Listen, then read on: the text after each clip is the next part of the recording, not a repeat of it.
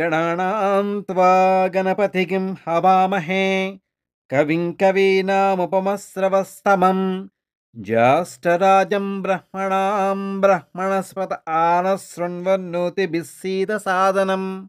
ఈ శ్లోకం ఋగ్వేదం నుండి గణపతిని ప్రార్థించే వేదమంత్రం. ఇది గణపతిని ఉద్దేశించి చేసిన ముఖ్యమైన వేద ప్రార్థన. ప్రతి కార్యక్రమం ప్రారంభంలో లేదా పూజలో ఈ మంత్రాన్ని చదివి గణపతిని ప్రార్థిస్తారు. ఈ మంత్రంలో గణపతిని సర్వజ్ఞాన స్వరూపుడిగా, సర్వప్రథమ పూజ్యుడిగా ఉద్దేశించి ఆయనకు వందనాలు చేస్తున్నారు. ఆయన జ్ఞానానికి, విజ్ఞానానికి మరియు ఆధ్యాత్మిక తత్వానికి అధిపతి.